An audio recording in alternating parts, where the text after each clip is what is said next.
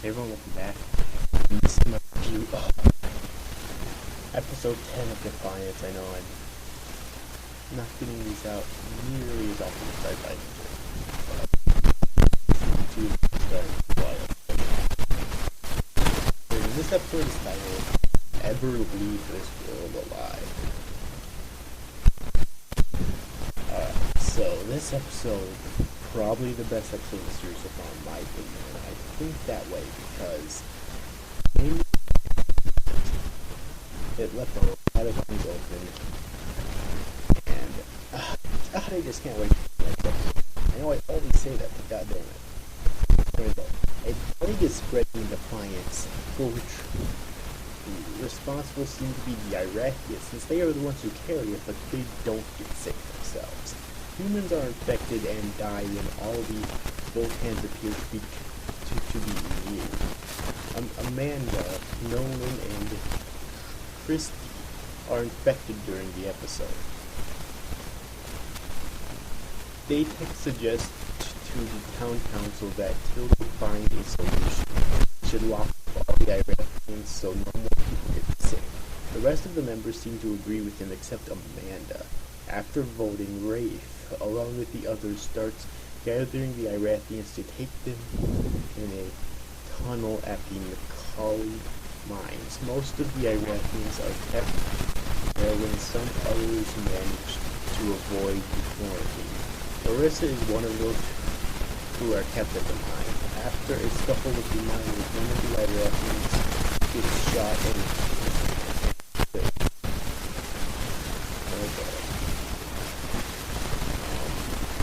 there is a cure, a vaccine for the infection in San Francisco, and Andy Rule is in contact with the people so they can send it to Defiance. These vaccines are dropped outside Defiance, and no one is going to give them along with Connor Lang.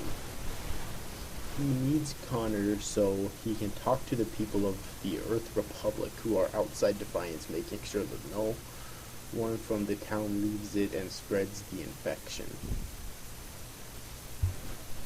I want to say something really quickly to get on with this review.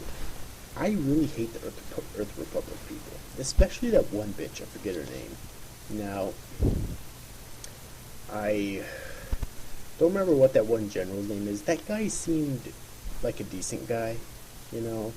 I mean, he just seemed concerned for the people outside, so, you know, okay. But that one bitch, like, when Nolan and Connor turned around, I half expected her to pull out a gun and shoot one of them, or both of them. Luckily she didn't, but I kind of expected her to, though. Anyways, though, they managed to get the vaccines, but on their return they are intercepted and captured by the Iraqis who avoided the quarantine. They threaten to destroy the cure if the humans won't release the rest of the Iraqis.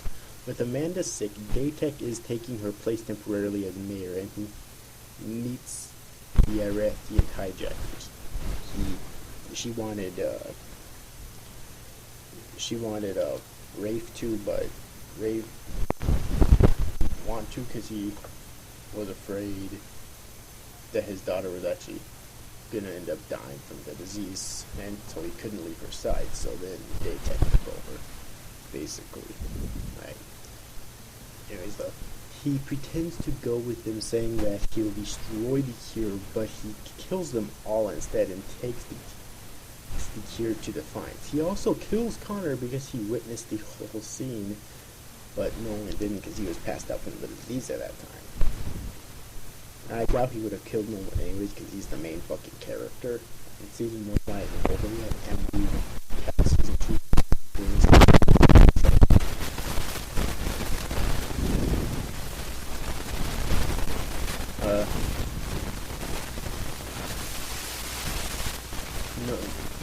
Nolan was unconscious the whole time.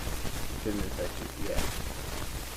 While the city is recovering from the infection, Daytech announces via the radio station his intent to oppose Amanda for the position of mayor.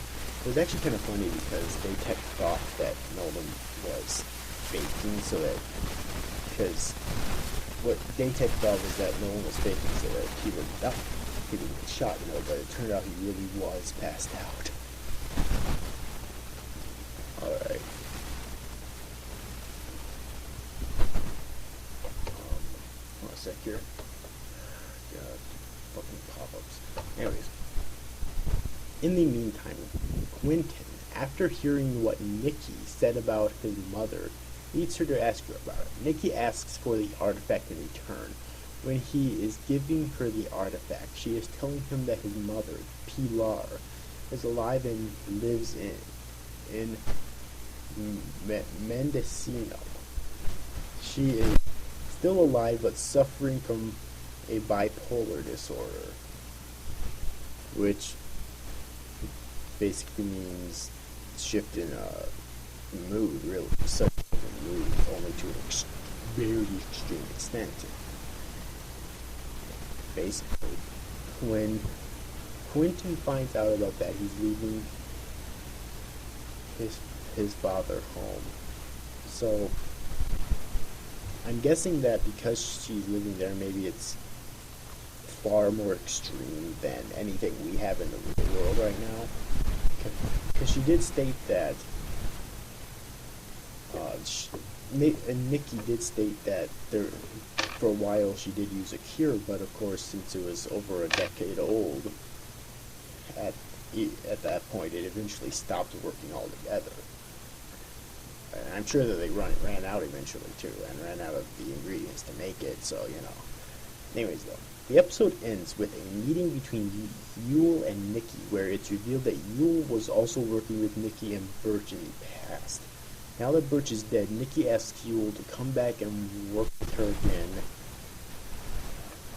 which of course Yule is very reluctant to, and this is a very interesting scene because once Nikki tells Yule that she has the artifact, Yule tries to convince Nikki to destroy it, and Nikki's basically says, she can't do that because she wants to create a new world or something like that. Apparently the artifact, or maybe a collection of artifacts similar to a world, in order to do that, and Yule gives her a really good question, create or destroy. And then Nikki basically says, you can't create something without first destroying something, or something like that, which is kind of true in a sense, And that's basically where the episode ends. Very cliffhangery, just like always.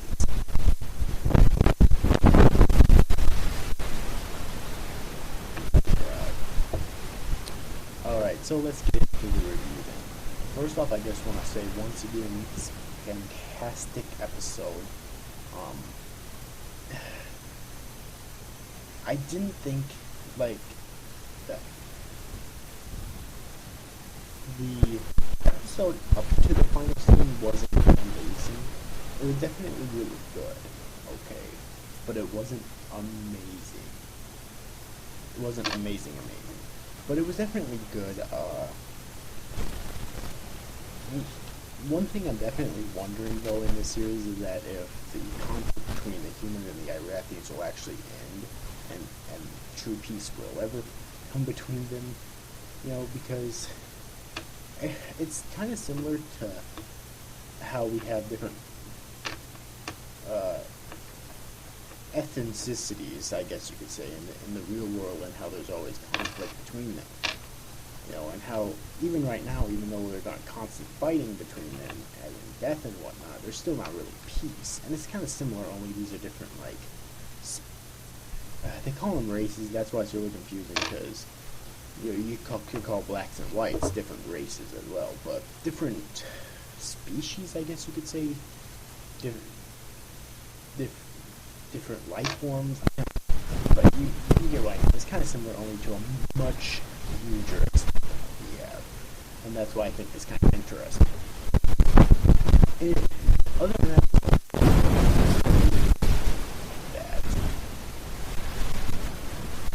really anything else for me to say about this episode. It was very good. I really enjoyed it, especially that scene really set up a lot for the future.